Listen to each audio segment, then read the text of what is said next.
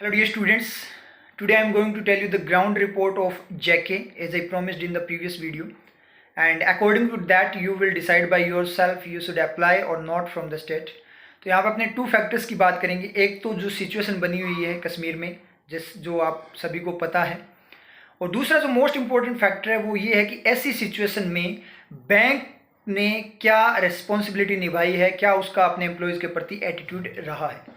तो बात करें बैंक के एटीट्यूड की, तो जैसे कि आप सभी को पता है जो कश्मीर में जो इशू हुआ उसके बाद में जो एम्प्लॉयज़ थे वो कश्मीर छोड़कर चले आए। फिर वो गैदर हुए थे जो हेड ऑफिस है जम्मू वहाँ पर, लेकिन चेयरमैन प्रेजेंट ना होने के कारण उनकी मीटिंग नहीं हो पाई। उसके बाद वो अपने घर को रवाना हो गए।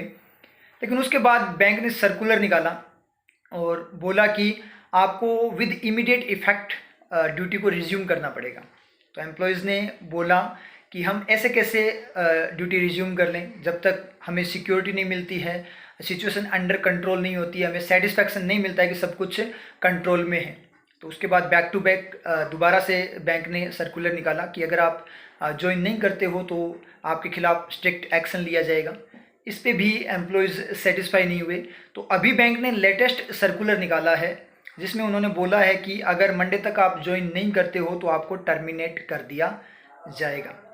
अब इस सर्कुलर के बाद जो एम्प्लॉयज़ है मैक्सिमम वो आज कश्मीर पहुंच चुके हैं, ठीक है, ड्यूटी ज्वाइन करने के लिए।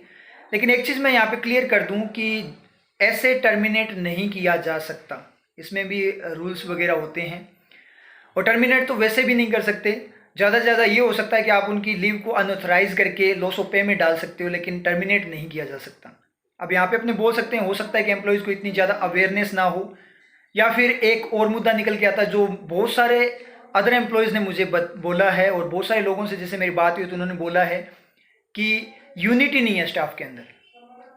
तो अपने बोल सकते हैं कि हाँ भाई स्टाफ में यूनिटी नहीं होगी, लेकिन एक बार आप उनकी जगह खुद को रख कर देखना। मैं आपको थोड़ा सा रियलिटी से वाकिफ़ करवाना चाहूँगा। यहाँ पे देखो, मैं यही मानता हूँ कि अदर स्टेट से अगर आप अप्लाई करते हो जहाँ से कट ऑफ वेरी लो जाती है, तो उसके पीछे यही रीज़न हो सकता है। एक तो कि जो भी कैंडिडेट है उसकी फाइनेंशियल जो सिचुएशन है वो बहुत ज़्यादा वीक है, उसकी फैमिली की फाइनेंशियल सिचुएशन बहुत ज़्यादा वीक है, या फिर उसको बहुत टाइम हो गया प्रिपरेशन करते हुए, उसको जॉब नहीं लगी तो उसने वहाँ से फिर मजबूरी में अप्लाई किया।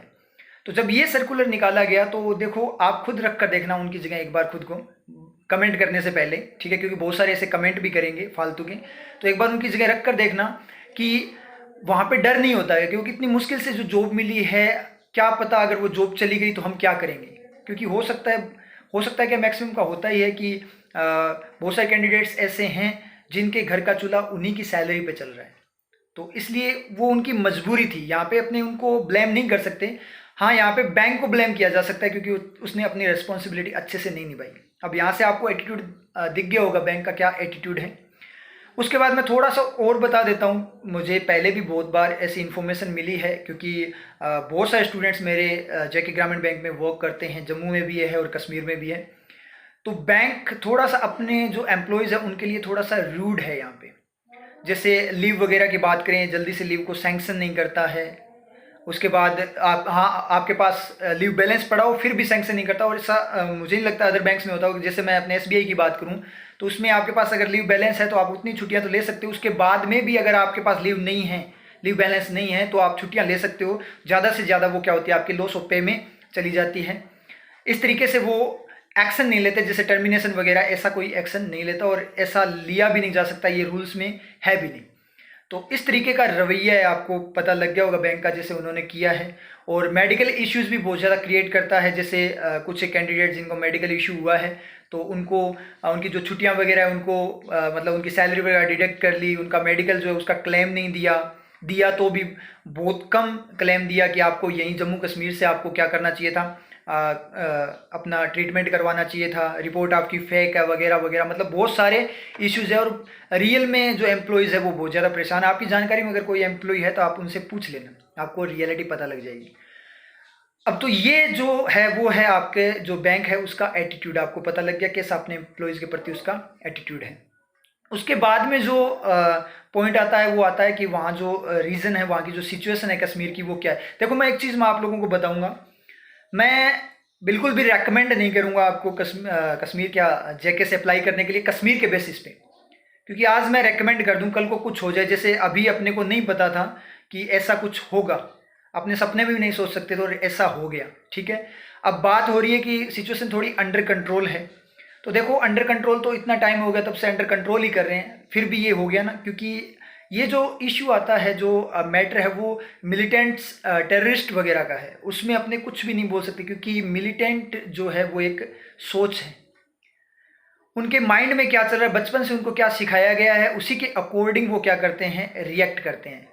और वहाँ पे आप पहचान भी नहीं सकते कौन मिलिटेंट है, वो उनके कोई अलग से सींग नहीं लगे होते, लोकल लोगों के अंदर ही वो रहते हैं, तो वहाँ पे किसी पे विश्वास नहीं किया जा सकता। तो जैसे कि मेरी अभी बात हुई है, जो कैंडिडेट्स वगैरह पहुँच चुके हैं कश्मीर में, उनको जैसे मैंने उनसे बात हुई, मैंने बोला कि माहौल कैसा लग रहा है यहाँ पे, लोकल लोगों से बात की, उन्होंने बोला किस से बात करें, किस पे बिलीव करें, हमें समझ में नहीं आ रहा, कन्फ्यूजन में है कि कल बैंक कैसे ओपन करेंगे हम, तो वो बहुत ज़्यादा कन्फ्यूजिंग स्टेट में है। सिक्योरिटी की बात करें तो बोला जा रहा है कि सिक्योरिटी गार्ड दिया गया है, वो तो बैंक जब वो जाएंगे तब भी उनको जाकर वहाँ पे पता लगे, लेकिन बहुत ज़्यादा कन्फ्यूजिंग स्टेट में है।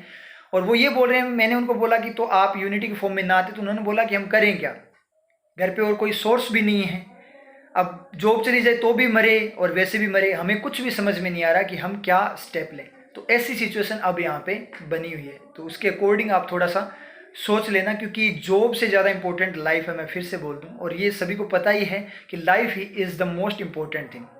लाइफ है तो सब कुछ है, उसी के लिए अपने सब कुछ कर रहे हैं, जॉब वगैरह उसी का एक पार्ट है, जॉब का पार्ट लाइफ नहीं है, लाइफ का पार्ट जॉब है। ठीक है, तो ये चीज़ आप सोच लेना। तो इसलिए मैं आपको रेकमेंड नहीं कर रहा फोर्सफुली कि आप वहाँ से अप्लाई करो ही करो। जम्मू में अगर आपको पोस्टिंग मिले तो कोई इश्यू नहीं है, आप बेझिझक होकर अप्लाई कीजिए, क्योंकि जम्मू सेफ है, वहाँ ऐसा कुछ भी नहीं है। लेकिन कितने लोगों को जम्मू में पोस्टिंग देंगे, वैसे भी मैक्सिमम लोग जम्मू में पोस्टिंग लेना चाहते हैं, तो ऑलरेडी जो वर्क कर रहे हैं पहले प्रायोरिटी उनको मिलेगी, न्यू कैंडिडेट्स को तो कश्मीर ही फेंका जाएगा। और ये चीज़ तो आप सभी को पता ही होगा कि बॉयज़ को तो कश्मीर ही दिया जाता है, गर्ल्स को फिर भी अब तक नहीं है ऐसा कि कश्मीर उनको दिया जाए, लेकिन बोल नहीं सकते, जैसे बैंक पॉलिसी चेंज कर रहा है उसके अकॉर्डिंग अपने कुछ नहीं बोल सकते, लेकिन बॉयज़ को तो कश्मीर में ही क्या किया जाता है, ज्वाइनिंग दी जाती है। तो अब आप लोग डिसाइड कर लेना खुद के अकॉर्डिंग। मैंने जो सिचुएशन थी वो मैंने आपको बता दी ना, तो मैं ये बोलूँगा आपको कि आप अप्लाई ना करें, क्योंकि बहुत सारे ऐसे बोलेंगे कि आप कंपटीशन कम कर रहे हो। ठीक है, जम्मू के अंदर आप अपने जो आपके स्टूडेंट्स हैं उनको अप्लाई करवा रहे हो, ठीक है, हमें मना कर रहे हो उन, ताकि मतलब कंपटीशन कम हो जाए, क्योंकि बोलने वाले कुछ भी बोल सकते हैं, नॉनसेंस कमेंट्स आते हैं, मैंने प्रीवियस वीडियो में भी देख लिया।